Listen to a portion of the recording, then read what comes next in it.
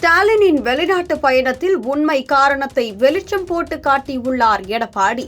தமிழ்நாட்டின் முதலமைச்சர் மு.க.ஸ்டாலின் ஜெர்மனி மற்றும் இங்கிலாந்து நாடுகளுக்கு மேற்கொண்ட சமீபத்திய வெளிநாட்டு பயணம் தொழில் முதலீடுகளை ஈர்ப்பதாக திமுக தரப்பு சொன்னாலும், அதிமுக பொதுச் செயலாளரும் எதிர்க்கட்சி தலைவருமான எடப்பாடி கே. பழனிசாமி அதை கடுமையாக விமர்சித்து, இது குடும்பத்துடன் செய்யப்படும் சுற்றுப்பயணமாகவும், லஞ்ச பணத்தை வெளிநாட்டில் முதலீடு செய்யும் முயற்சியாகவும், மக்களின் வரி பணத்தை வீணடிப்பது போன்றதாகவும் குற்றம் சாட்டியுள்ளார்.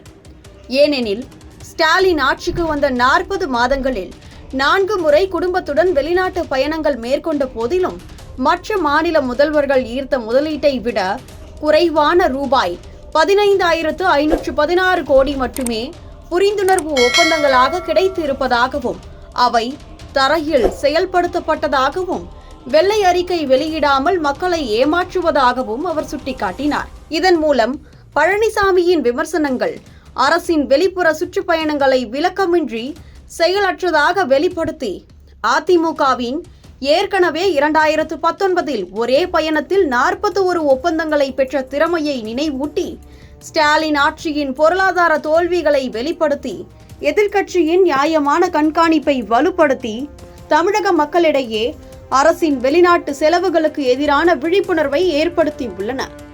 மேலும் கடந்த திமுக ஆட்சியில் ஸ்டாலினை பலமுறை அதிமுகவை பார்த்து வெள்ளை அறிக்கை வெளியிடுமாறு பேசிய வீடியோவும் சமூக வலைதளங்களில் வெளியாகி திமுக அரசுக்கு பெரும் தாக்கத்தை ஏற்படுத்தியுள்ளது.